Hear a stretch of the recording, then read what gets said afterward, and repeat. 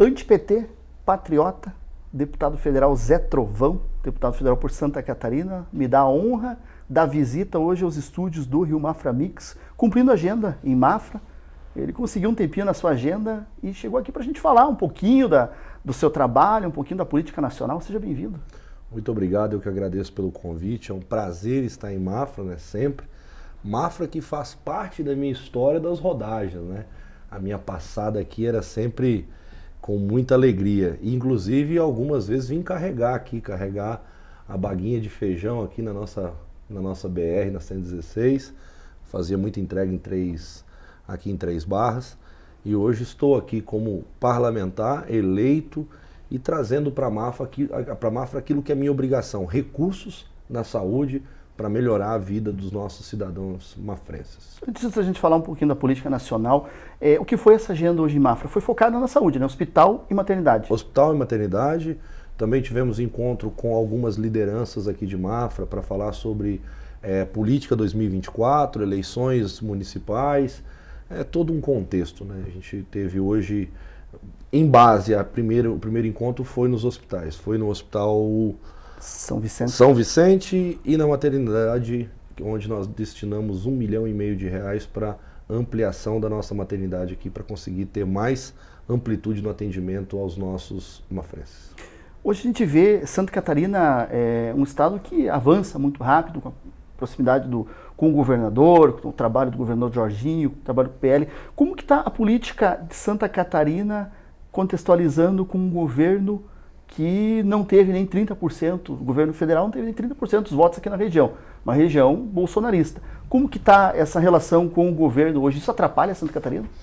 Olha, atrapalha a vida não só do catarinense, de todo o povo brasileiro, né? O governo, ele infelizmente não tem capacidade emocional, cognitiva e nem responsabilidade fiscal no trato de recursos para o nosso estado. Por exemplo, nós tivemos agora que comemorar uma MP que nós aprovamos, inclusive eu estava na sessão lá, votei favorável, para a gente destinar R$350 milhões para o sul do país, para a contenção de desastres naturais. Bom, o governo federal tinha prometido R$1 bilhão ao sul, prometeu R$1 bilhão, que ia destinar R$1 bilhão para o sul, para a contenção das questões climáticas. No final das contas, não destinou esse valor, nos colocou 350 mil, que aprovamos isso através dessa MP na quarta-feira à noite na Câmara dos Deputados. É muito difícil falar, até porque nós nos tornamos alvos, né?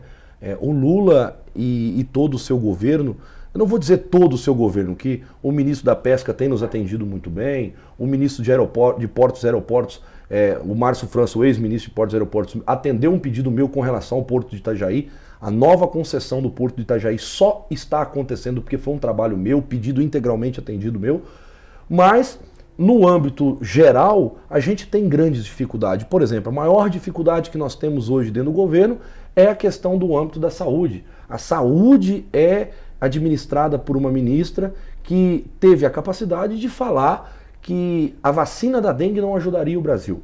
Não era a maneira correta de se ajudar a combater esse caos, inclusive nós que entramos em um estado de emergência por conta da dengue. Então, assim, a gente sente uma forte dificuldade, até porque ele tem o péssimo hábito, isso não é só de agora, sempre, de atender o seu bloco político e deixar Santa Catarina sempre em último. E, no entanto, somos o estado proporcionalmente que mais arrecada, somos a quarta economia do país e somos o último estado a receber recursos da União. Isso pra gente é muito complicado. No domingo, em São Paulo, Avenida Paulista, toda a base do ex-presidente Bolsonaro se mobiliza por uma manifestação, por um ato. O que é esse ato? Esse é um ato pacífico, onde nós vamos propagar a necessidade de retomarmos a democracia, liberdade de uma imprensa limpa, liberdade de falas através das nossas redes sociais, liberdade de expor a nossa opinião, favorável ou contra esse ou aquele. Um ato pacífico para restabelecer a democracia que se perdeu com as atitudes, infelizmente, da Suprema Corte nos últimos anos. O senhor é um amigo pessoal do ex-presidente Jair Bolsonaro? Nós temos uma boa relação. Eu digo que eu e o Bolsonaro, O Bolsonaro é milico, né? Ele é um milico, então milico é um cara muito sério. Eu sou um caipira do mato, caminhoneiro, que também não sou um cara de mostrar muitos dentes. Então a gente tem uma relação muito forte e, ao mesmo tempo, sem muitos arranhos, assim, de ficar muito tempo. Eu não fico toda hora incomodando o presidente, atrás dele, correndo atrás para tirar uma selfie, dizer que eu e ele estamos juntos. Mas nós temos uma relação muito boa, graças a Deus. O presidente me ajudou diversas vezes na questão política desde o início do meu mandato e também em questões extra-política, né? Em questões até que eu sentava para pedir um conselho para ele. Então o presidente Bolsonaro é uma referência muito forte na minha vida. Hoje a gente vê a mídia esquerdista, né, batendo muito no ex-presidente e apostando numa prisão do ex-presidente. Como que vocês veem isso? A gente vê isso como o maior absurdo de todos os tempos. Por exemplo, vamos lembrar biblicamente de Barrabás e Jesus. Trocaram Barrabás por Jesus, tiraram Barrabás da prisão para prender Jesus. Querem fazer isso com o Bolsonaro. Soltaram Lula e agora querem prender o Bolsonaro. Mas eles não têm instrumento e veracidade dentro dos fatos. Por exemplo, a reunião do golpe que acontece com diversos ministros de Estado é uma reunião onde o presidente deixa claro que não haverá golpe, que não haverá ação que não seja literalmente dentro das 4 linhas. O presidente Bolsonaro, talvez por querer preservar essas 4 linhas de uma maneira tão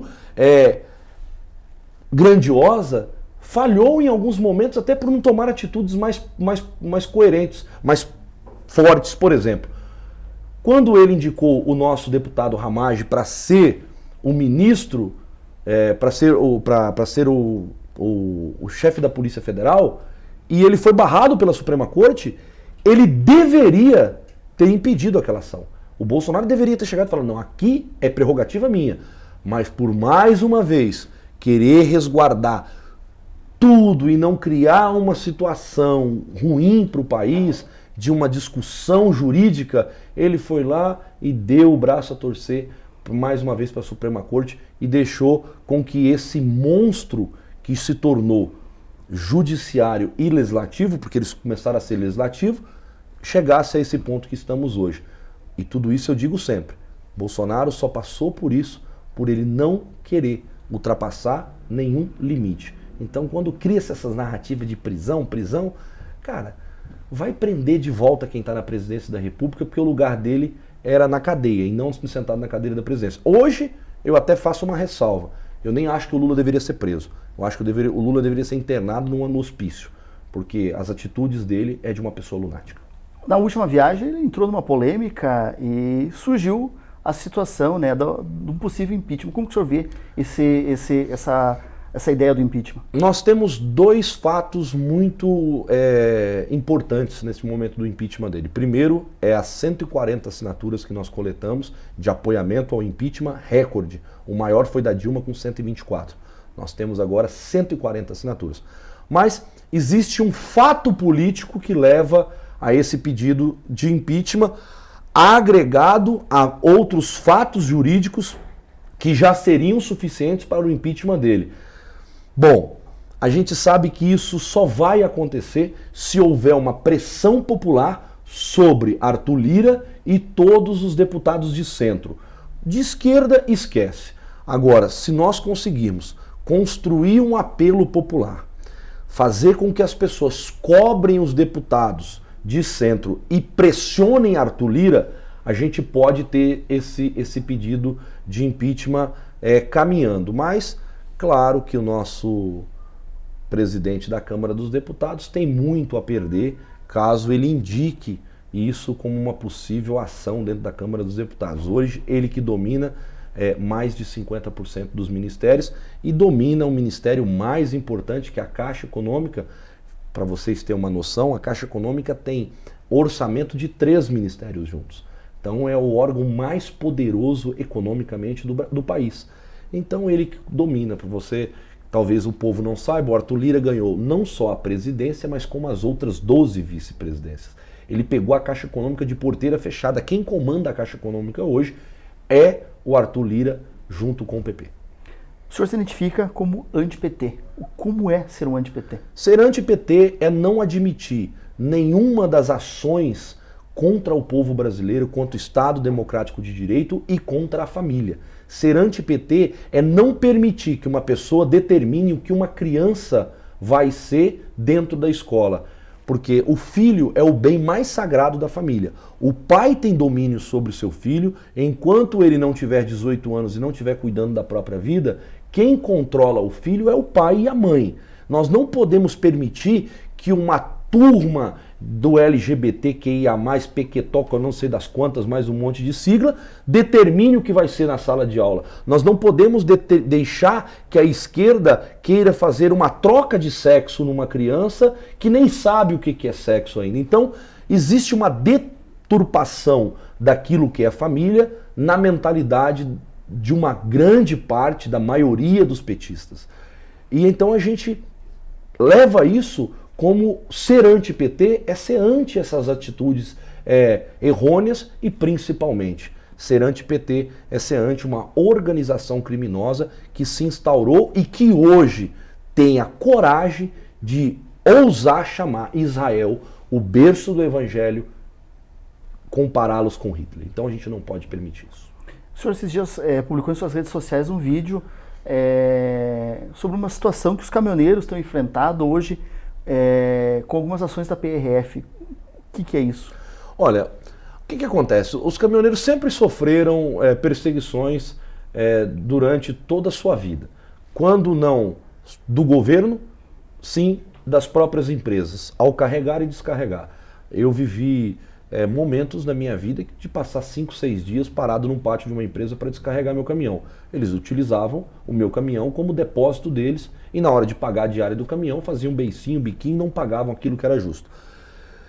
Passado-se isso, no governo Bolsonaro, a Polícia Federal ela não teve uma atuação, como que eu posso dizer, de perseguição sobre os caminhoneiros. Por quê? Porque o presidente Bolsonaro e o Tarcísio não permitia. A Polícia Federal se resguardava ao seu dever de fiscalizar, ver se o cara está andando dentro da lei, se os pneus estão de acordo com o que tem que ser, se aquele caminhão não está com problemas mecânicos ou elétricos que pode atrapalhar o bom andamento da rodovia. Mas neste governo, até por conta de todo o movimento que os caminhoneiros fizeram em prol do presidente Bolsonaro, em prol do Brasil em 2021, gerou-se uma perseguição. E eu não digo que é culpa do policial. Eu disse isso, inclusive, olha, a culpa não é do agente que está sobre a pista, a culpa é de quem está comandando essas ações. Eu sei que a gente não pode permitir que o caminhoneiro levante a traseira do caminhão 2 metros de altura, mas a gente sabe que existe ainda, quando projetada uma carreta, ela não veio adequada do jeito que deveria. Por quê? Quando você pega uma carreta que está em fase linear, aquela carreta está em fase linear e você coloca 40 mil quilos de carga nela, o que acontece? Ela baixa a traseira. Quando ela baixa a traseira, ela faz o cavalo ficar bobo, o cavalo fica sem controle. Fica muito ruim de você dirigir aquele caminhão. E aí é onde acontecem os grandes acidentes, tombamento, carreta vira, mata o motorista. Aí o motorista vai lá, calça um pouquinho aquela carreta, tira ela 20 centímetros do seu eixo natural, quando a carga vem ela fica linear. Isso fica muito bom porque ela fica firme. E aí a polícia começou a pegar em cima disso, claro, batendo em cima dos que estavam com excesso, mas também daqueles que fizeram uma pequena mudança por segurança. Aí nós tivemos um problema da cama gaúcha. Os caras começaram a bater em cima e querer prender caminhão, multar o caminhoneiro, porque a cama do caminhão dele, ele cresceu ela para ela ficar confortável para ele. Poxa, a gente não pode permitir que haja uma perseguição sobre isso. Nós vivemos num país onde os caminhões são um lixo. E eu falo para você, o caminhão brasileiro é um lixo por dentro. E eu digo por dentro, mecânica é maravilhosa, nós temos grandes empresas que fabricam caminhões potentes, mas lá dentro é uma lata de sardinha. O cara tem uma maca para dormir, uma maca do tamanho da maca de um hospital. E quando ele viaja com a esposa, dorme os dois de conchinha espremido um no outro, ou o caminhoneiro tem que dormir numa rede e a mulher dormir na cama. Então a gente já tem implementos que faltam tecnologia, como são os caminhões americanos. Então não dá para a gente ficar em cima do caminhoneiro, macetando, e um trabalhador que vem sofrendo com diversas situações. Frete muito ruim, Não é que o frete é baixo, o frete ele é alto lá no embarcador. O embarcador tem que pagar a carga certa, mas até chegar na mão do caminhoneiro final, passa por mão de 3, 4 pessoas que vai comendo um pedacinho desse frete e no final fica ruim para o caminhoneiro.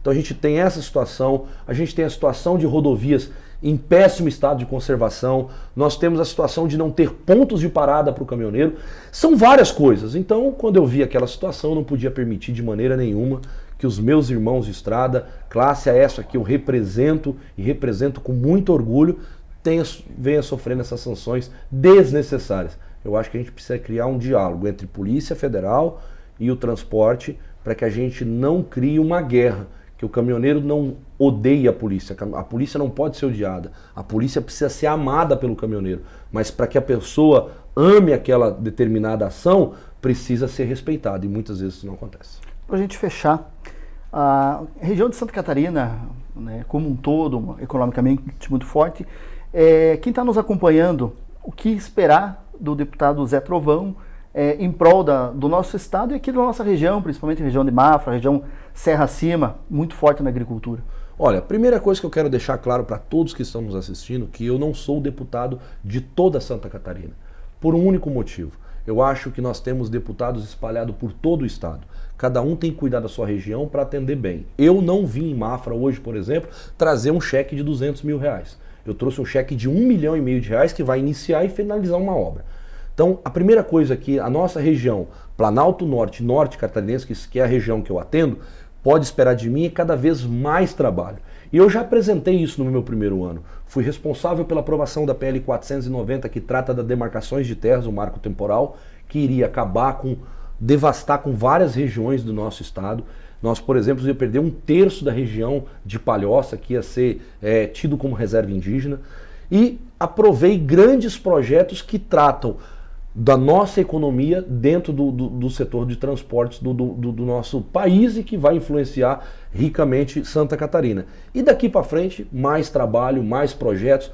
Estou com um projeto agora para diminuir de 2 hectares a regularização fundiária para meio hectare, que seriam 5 mil metros. Então a pessoa que tem 5 mil metros, tem uma propriedade de 5 mil metros, vai poder fazer a regularização fundiária dessa terra e com isso ele vai conseguir recursos financeiros até para ampliar essa propriedade e ampliar os seus negócios, porque a gente sabe que tem muitos apicultores, a gente tem muita gente que aviários, nós temos muitos suínos que são criados e engordados em pequenas propriedades. A pessoa faz aquilo ali para a sustentabilidade do município onde ele vive. E essas pessoas às vezes não têm acesso aos recursos financeiros por falta de uma documentação da sua propriedade.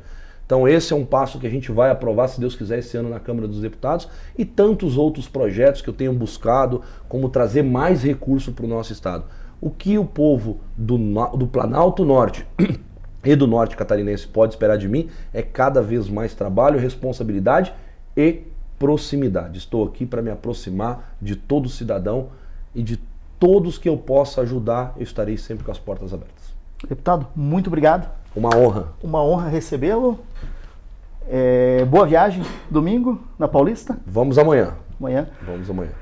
E cada vez que estiver aqui na nossa região, no Planalto Norte, nossas portas sempre abertas, nossos microfones, para a gente divulgar o seu trabalho, divulgar todo o trabalho do seu partido. Eu agradeço e quero fazer a você um elogio, e não só a você, mas toda a imprensa, que é uma imprensa que não está no rol das grandes imprensas que ganham dinheiro do Estado, dinheiro da política, dinheiro de governo, porque vocês estão aqui todos os dias buscando levar o pão de cada dia e se manter de pé para dar a notícia da maneira que ela é. Gosto muito desse trabalho que você faz, que é um trabalho justo e honesto. Você não inventa notícia, você só transmite ela. Que mais pessoas como você possam nos ajudar e ser essa parceria. A todos que nos assistem, meu muito obrigado, contem comigo, sigam as minhas redes sociais, lá no Instagram, Deputado Zé Trovão, Facebook e todas as outras redes. Nós estamos lá para conversar, para apresentar o nosso trabalho. Forte abraço. Muito obrigado para você que nos acompanhou até agora. A qualquer momento a gente retorna com outras informações aqui no Rio Mafra Mix.